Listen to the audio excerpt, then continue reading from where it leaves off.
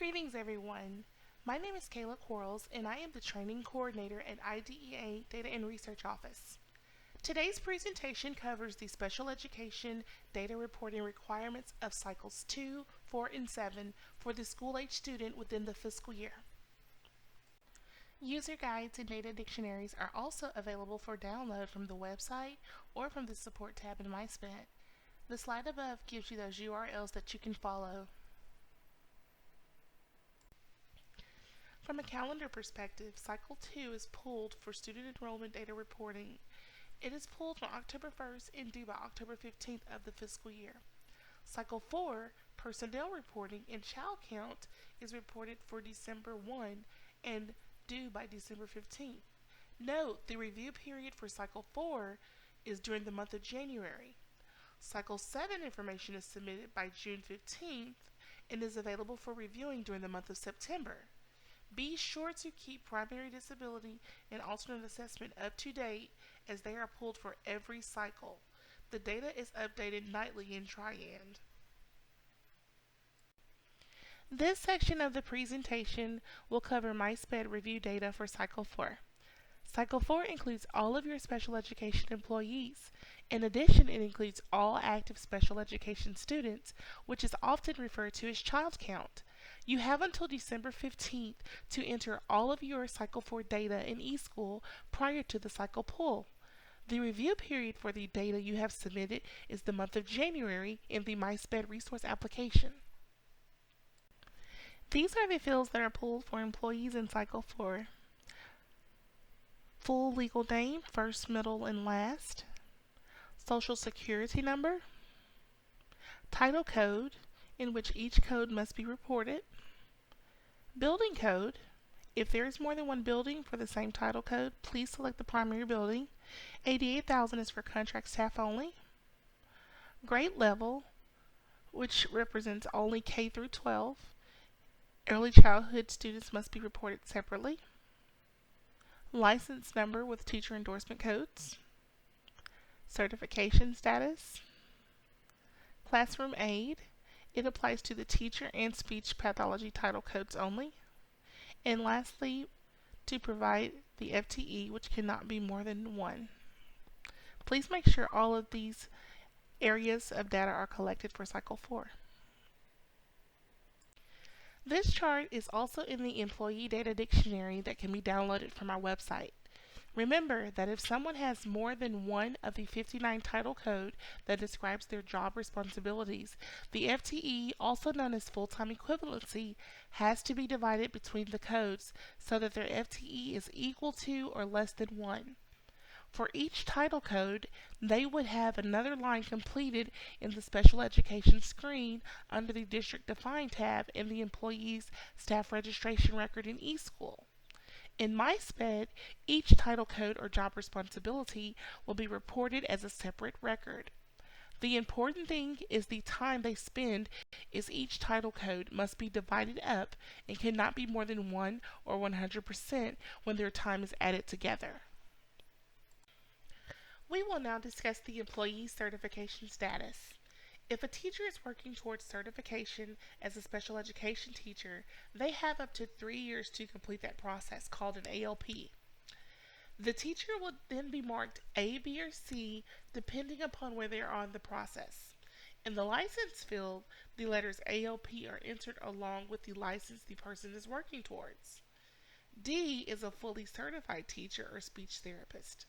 Teachers receive their license from ADE, while SLPs receive their license from the Arkansas Board of Examiners of Speech Language Pathologists and Audiologists. E includes all of the following: paras that have completed the core module for certification, special ed supervisors, early childhood coordinators, and all special education administrators, including those with the Title Code 2 who possess a license for their title code. F includes all contract personnel who are licensed, including SLPs, OTs, PTs, and even special ed teachers, all of who are not employed by the district. G is all of these in E who are not certified or who do not have a license. H would be any of the aides assistants of contract staff, or anyone not employed by the district who do not hold a license or certification. SLPs and psych examiners have a process coming out of college before they are licensed and fully certified. For the SLP, it's called a CFY. They would be coded I and CFY would be coded into the license field. If you have any questions about what certification status you should enter for an employee, check with your LEA supervisor, also known as your monitor for correct coding. This chart is also located in the Employee User Guide and Data Dictionary. It is based off of a 40-hour work week. So if your district has a different work week, you will need to do the math accordingly to determine the employee's FTE. Remember that it can never be greater than 100%. If an employee has two different title codes they work under, such as someone who supervises some of the time but also has some direct instruction with students, the person's FTE has to be divided accordingly. You also need to be aware of those unusual situations, such as a person who's worked a full day as a resource teacher and then maybe 5 hours of after school homebound instruction. That that person's work week is actually 45 hours, and the FTE has to be divided between resource teacher and homebound teacher accordingly. Your district may also share a contract person with other districts or programs. Once the cycle is submitted and that person's FTE is compiled, it also can't be greater than 1. So, in order to accurately gather the FTE of a contract staff person, ask them two questions. The first is, how many hours a week do you work with your children or students? And two, how many hours a week do you work with children and students in my program? Divide the second number by the first, and you have their FTE in your program or district.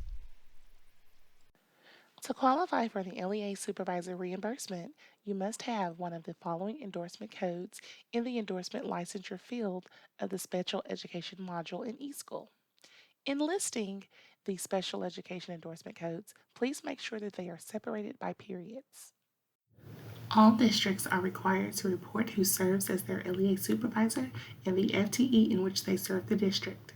An LEA supervisor who has the appropriate licensure endorsement is to be coded as O1 title supervisor if the administration endorsement is held with the certification status of E, non-teacher certified.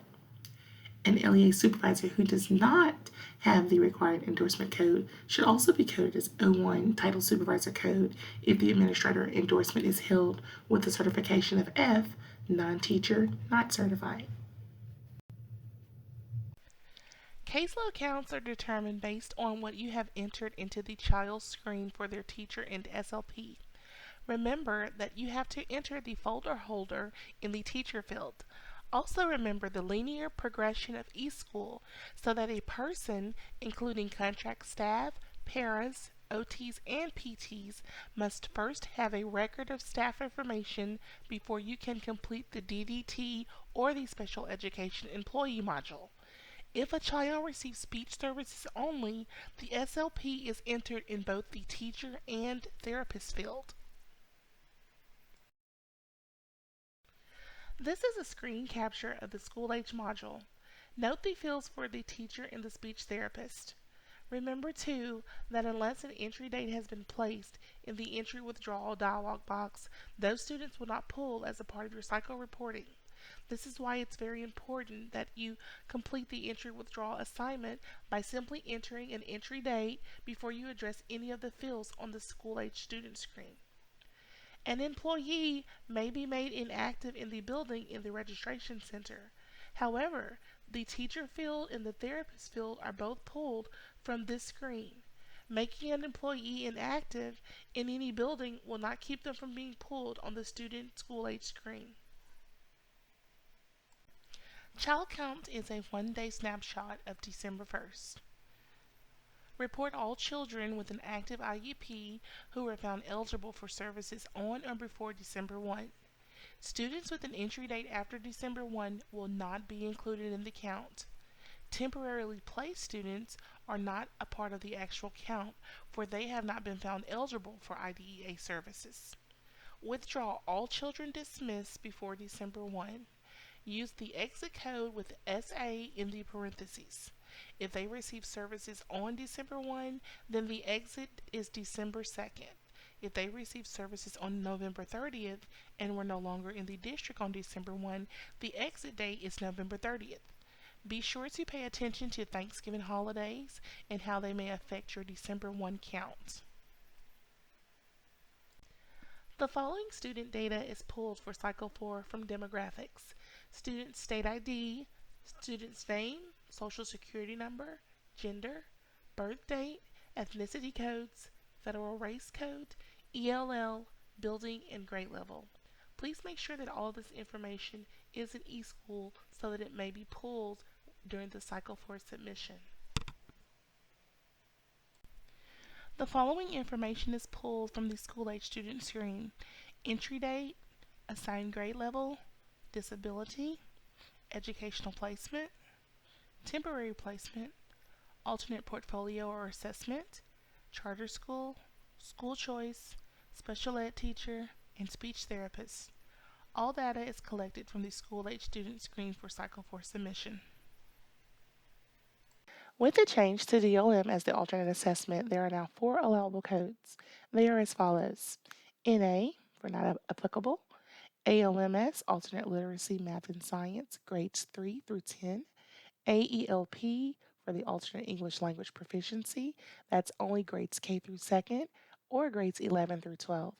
And lastly, there's both the alternate English language proficiency and the alternate literacy, math, and science for grades 3 through 10 only.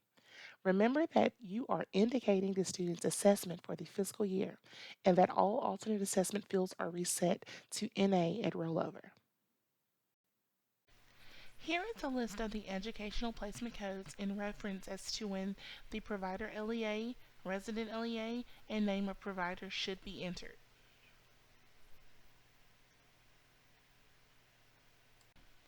There are 2 new fields in MySped resource for charter schools. The first is the alternate district, which will automatically come from eSchool, and the second is the prior year LEA. Charters will have to add this into MySped.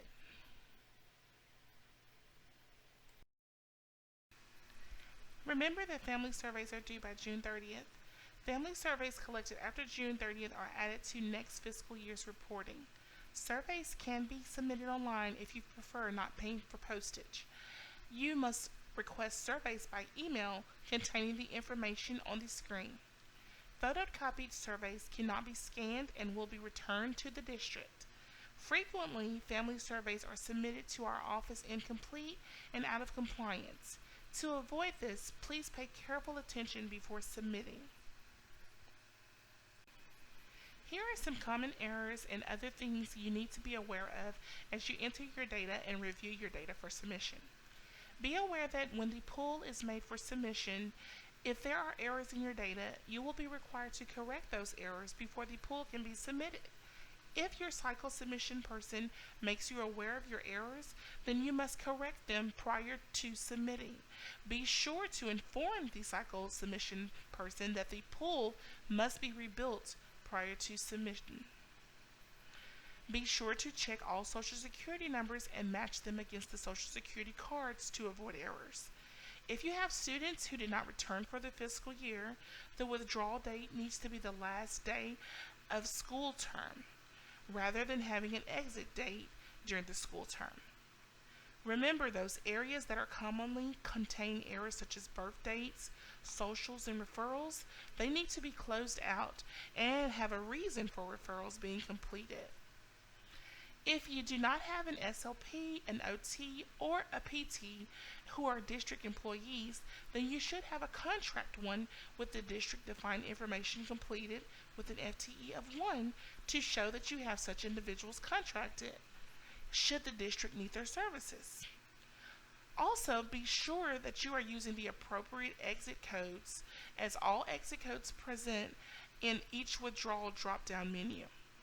Finally, joining the eSchool, TAC, or HAC portal may be helpful for following errors and questions and also other issues submitted by peers who also work on eSchool.